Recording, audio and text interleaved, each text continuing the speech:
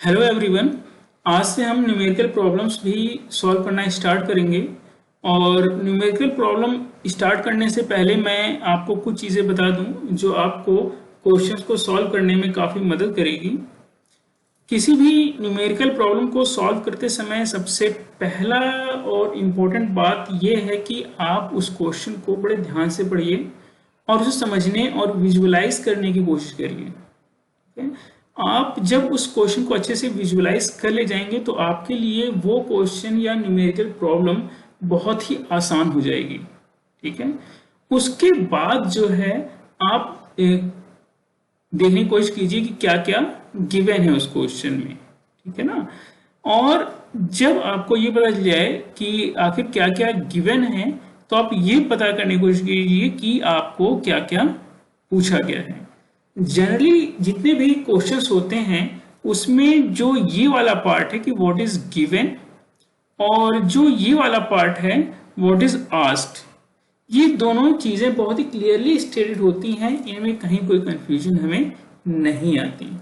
लेकिन ऐसी चीज जो हमें व्हाट इज गिवन से ले जाकर व्हाट इज आस्क्ड तक पहुंचाती हैं, ठीक है, उनके बीच का जो पार्ट है वो हमें काफी कंफ्यूज करता है। ठीक है, लेकिन अगर आपने क्वेश्चन को अच्छे तरीके से विजुलाइज कर लिया है तो आप आसानी से ये आराम से पता कर सकते हैं कि हमें क्या चाहिए, what we need to have to get the answer.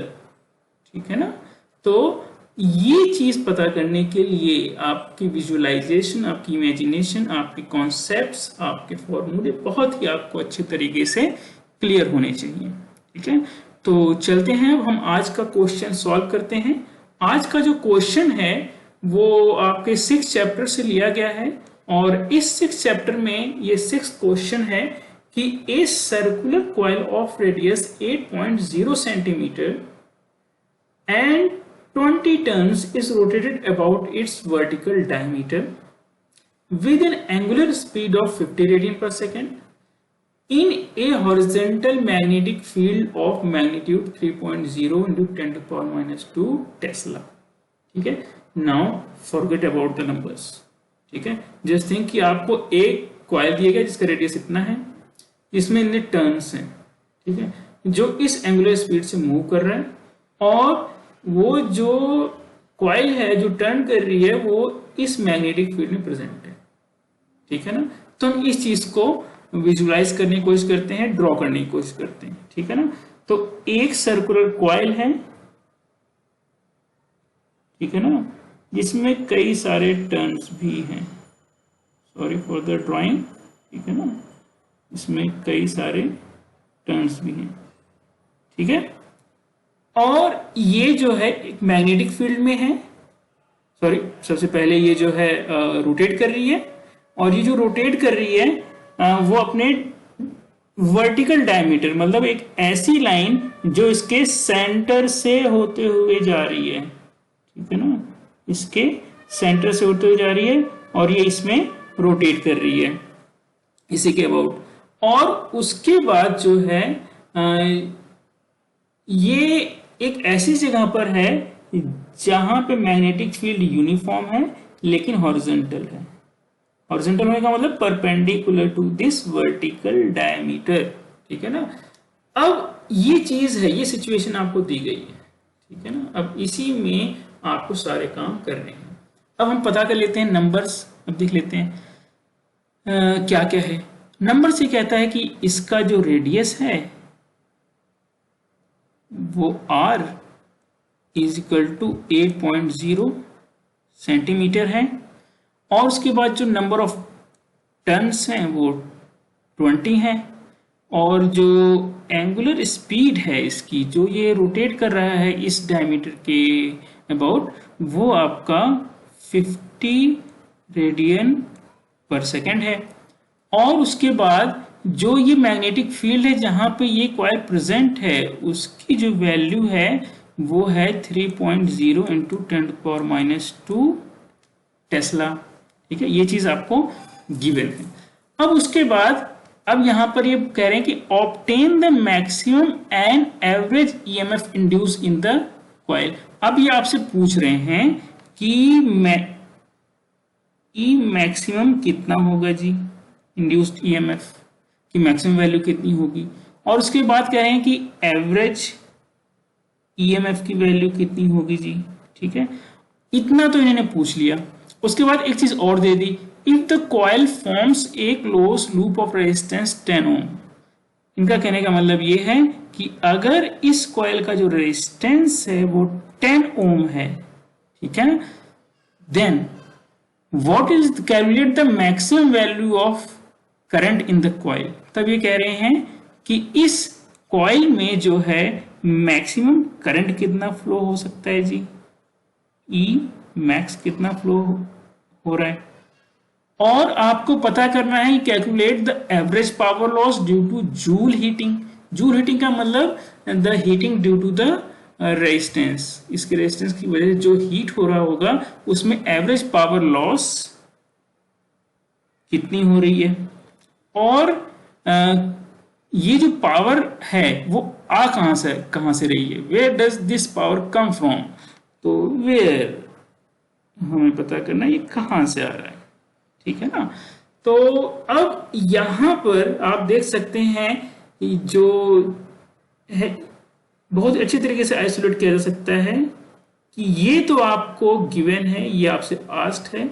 Now you need to work on the middle part, कि आपको इस गिवन से इस पूछी गई चीज तक कैसे पहुंचना है, कैसे इसका आंसर निकालना है। ठीक है, अब यहां पे हम स्टार्ट करते हैं। स्टार्ट करने से पहले थोड़ी चीजें हैं जिसको हम सही करना चाहेंगे।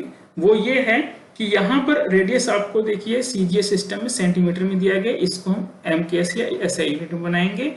तो ये हो जाएगा 8.0 इंटू 10⁻² मीटर। ठीक है, तो एक मिनट इसे सही कर देते हैं।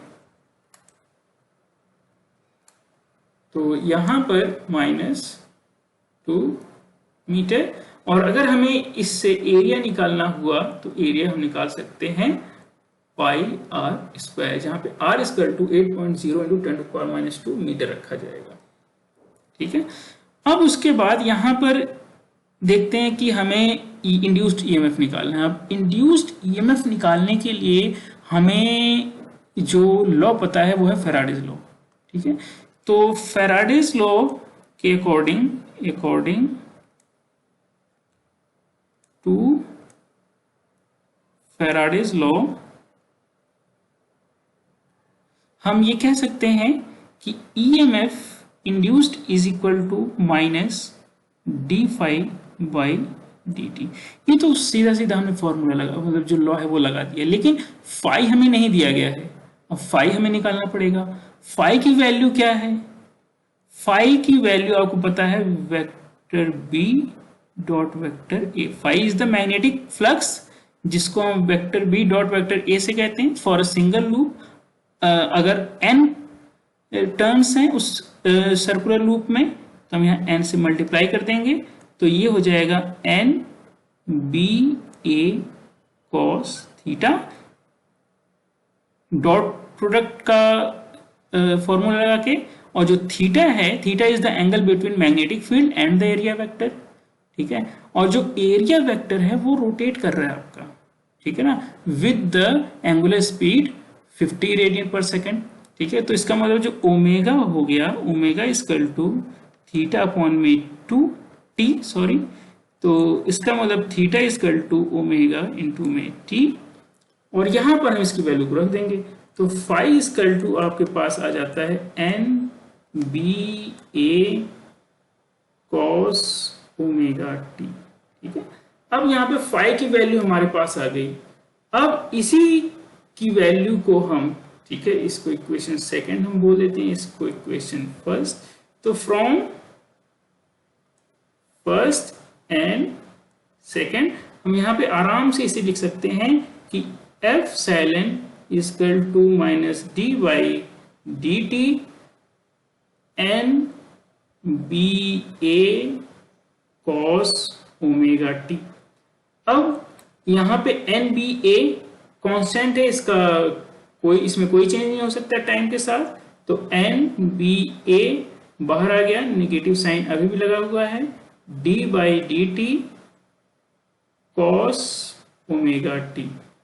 ठीक है, अब इस d by D T cos omega T को हमने डिफरेंशिएशन के रूल से इसकी वैल्यू निकालनी है। ठीक है, तो इसकी जब वैल्यू हम निकालेंगे तो हमें पता चलता है कि जो f साइलेंट इक्वल टू है minus N B A omega बाहर आ जाएगा। ठीक है, और यहाँ पे D by D T sine theta की जो वैल्यू होती है वो हो जाएगी आपकी sign omega T but minus के साथ। ठीक है, तो इसका मतलब ईएमएफ की वैल्यू जो आ जाएगी माइनस और माइनस मल्टीप्लाई होकर plus N B A omega sine omega T. तो यहां पर अब हमसे मैक्सिमम वैल्यू पूछी गई है, तो यहां पे ई मैक्सिमम मतलब इंड्यूस्ड ईएमएफ जो मैक्सिमम वैल्यू होगी वो होगी इसकी मैक्सिमम वैल्यू। अब इसकी मैक्सिमम वैल्यू में आप देख सकते हैं कि एन चेंज नहीं हो रहा, बी चेंज नहीं हो रहा, ए और ओमेगा चेंज नहीं हो रहे। साइन ओमेगा टी ही एक ऐसी वैल्यू है जो टाइम के साथ चेंज हो रही है और जिसकी मैक्सिमम वैल्यू साइन के किसी भी एंगल या किसी भी चीज की जो मैक्सिमम वैल्यू होती है वो है 1। ठीक है, तो इसकी मैक्सिमम वैल्यू पुट कर लेते हैं साइन ओमेगा टी की, तो N B A omega into में 1, तो इसका मतलब आ गया ई मैक्स इक्वल टू में एन बी ए ओमेगा।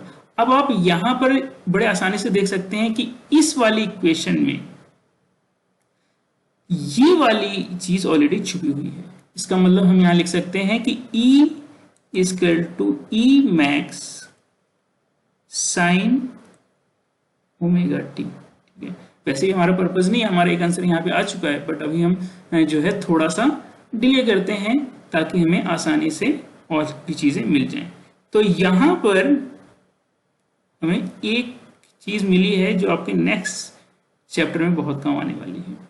ठीक है, अगर मैं इसी इक्वेशन को r से डिवाइड कर दूं दोनों तरफ, तो आप देख सकते हैं divide by r equal to E max divide by r sine omega T. इसका मतलब यहाँ पे देखिए v मतलब वोल्टेज ईएमएफ है, ये इंड्यूस्ड ईएमएफ, तो यहाँ पे induced EMF divide by r का मतलब जो इंड्यूस्ड करंट इक्वल टू या मैक्सिमम वैल्यू है, तो इंड्यूस करंट की मैक्सिमम वैल्यू जो कि आपसे क्वेश्चन में पूछी गई है इनटू में साइन ओमेगा टी। ठीक है, तो एक पार्ट आपका यहाँ पे।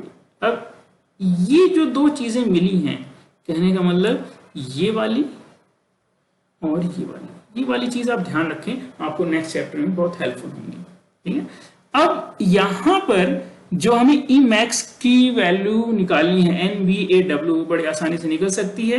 मतलब E max is equal to N की वैल्यू 20, बी की value 3.0 into 10 to power -2 tesla, A की वैल्यू है pi R square, I R square का मतलब 8.0 इंटू 10 टू पावर -2 का होल स्क्वायर इंटू में ओमेगा की वैल्यू 50 हर्ट्ज। इन सभी को मल्टीप्लाई करेंगे तो हमारे पास जो वैल्यू आ जाएगी वो 0.603 एम्पियर। ठीक है, ये हमारे पास आ गई। तो हमारे पास जो है पहला आंसर हमारे पास आ चुका है ये वाला। ठीक है, दूसरा हमें निकालना है अब ई एवरेज की वैल्यू क्या होगी। ठीक है ना, जो ईएमएफ एवरेज वैल्यू होगी वो कितनी होगी।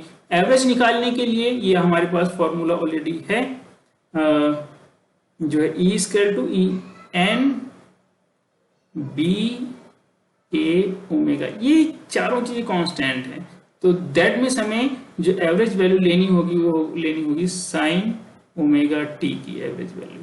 और साइन ओमेगा टी या साइन थीटा या साइन के किसी भी एंगल की जो एवरेज वैल्यू होती है वो है साइन ओमेगा टी की जो एवरेज वैल्यू होती है वो हमेशा 0 होती है। तो ऐसी कंडीशन में ई एवरेज मतलब ईएमएफ जो होगा एवरेज वैल्यू में यहाँ 0 से मल्टीप्लाई होके 0 हो जाएगा, ठीक है।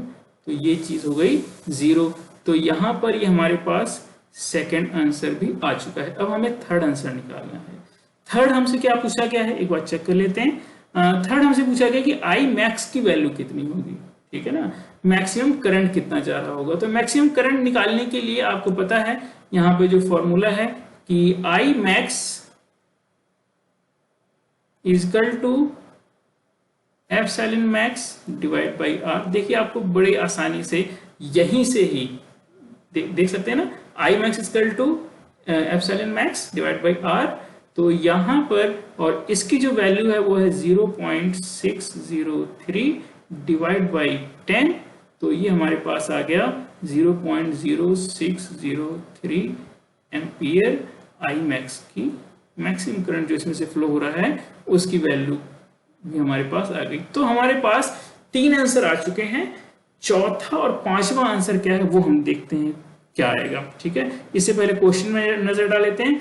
जो अगला क्वेश्चन है कि एवरेज वैल्यू क्या होगी ड्यू टू द रेजिस्टेंस या due to the joule heating कितनी होगी, ठीक है।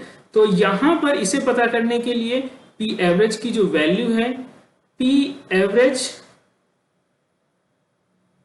एवरेज निकालना है हमें। पी एवरेज से पहले हम ऐसा करते हैं कि मतलब पी की वैल्यू देख लेते हैं क्या होगी। पी इक्वल टू होता है P equal to I square into में आर, ठीक है। तो P I square R, I की जो वैल्यू है वो है इस तरीके से कि I max sine omega T का होल स्क्वायर इंटू में आर। तो इसका मतलब क्या हुआ कि आई मैक्स का square sine square omega T into में आर और यहाँ पे पी।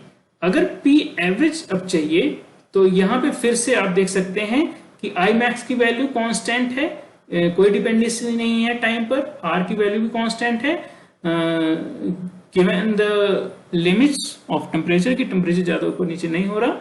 तो ऐसे में आई मैक्स स्क्वायर इंटू में आर और यहाँ पे साइन स्क्वायर ओमेगा टी का एवरेज, क्योंकि यही चीज है जो टाइम के साथ वेरी हो रही है।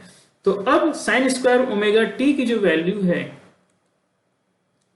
इसका जो एवरेज वैल्यू होती है साइन स्क्वायर ओमेगा टी या साइन स्क्वायर किसी भी एंगल की जो साइन स्क्वायर थीटा की जो एवरेज वैल्यू आती है वो हमेशा 1/2 होती है।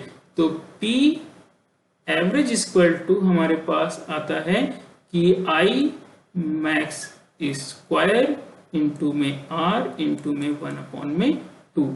आई मैक्स की वैल्यू यहां से 0.0603 का स्क्वायर इंटू में आर की वैल्यू 10 इंटू में 1/2। इनको सॉल्व करेंगे तो जो आपका आंसर आ जाएगा 0.018 वॉट। तो ये आपका जो P जो एवरेज लॉस है पावर का वो इतना आ रहा है। तो इस तरीके से हमने चौथा आंसर भी निकाल दिया। पांचवा आंसर जो क्वेश्चन है, जो पांचवा पार्ट है कि ये कहां से आ रहा है, ठीक है, जो पावर है ये आ कहां से रही है, ठीक है। तो यहाँ पे जो पावर है, ठीक है, अब ये आप यहाँ पे देख सकते हैं ये जो डायमीटर है, जो वर्टिकल डायमीटर जो इसके अबाउट रोटेट कर रही है, तो इस डायमीटर ये अपने आप तो मूव नहीं कर रहा, बहुत सिंपल सी बात है, ठीक है ना। इसको मूव करवाने वाला कोई ना कोई है, ठीक है। That means there must be rotor which are applying some torque, ठीक है ना, so that the angular speed of the coil remains constant, ठीक है। तो इसका मतलब ये हुआ कि जो रोटर है जो इसे घुमा रहा है वहीं से इस कॉइल के पास जो है जो पावर है वो आ रही है और जिसकी वजह से ये पावर लॉस भी पॉसिबल हो पा रहा है। तो इस तरीके से इस पांचों पार्ट के जो है क्वेश्चन जो क्वेश्चन थे ये पांचों, इसके आंसर हमने दे दिए। उम्मीद करता हूँ आपको समझ में आया होगा अच्छे से। ठीक है, अगर कुछ समझ में ना आया हो तो आप कमेंट करके या डिस्कस करके आप पूछ सकते हैं। ठीक है, और उसका आपको जवाब दिया जाएगा। और आप देख सकते हैं जो क्वेश्चन है बहुत ही लंबा हो, मतलब काफी लेंथी है, कोई आसान नहीं है ये। ठीक है ना, कि अगर कोई कह दे कि हाँ थोड़ी देर में 2 मिनट में, नहीं। ठीक है, you need to imagine, you need to clear your concept. ठीक है ना, जब तक ये 2 चीजें नहीं होंगी तब तक जो बिटवीन द पार्ट है, मतलब व्हाट इज गिवन और व्हाट इज आस्क्ड के बीच का जो पार्ट है बहुत आसान नहीं होगा। तो इसलिए अपने कॉन्सेप्ट क्लियर करते रहिए, डिस्कस करते रहिए। जितना अच्छा आप प्रैक्टिस करते रहेंगे, जितनी ज्यादा प्रैक्टिस करते रहेंगे, उतने ही अच्छे तरीके से आप इन क्वेश्चंस को या इस तरह के क्वेश्चंस को सॉल्व कर पाएंगे। ठीक है, थैंक यू।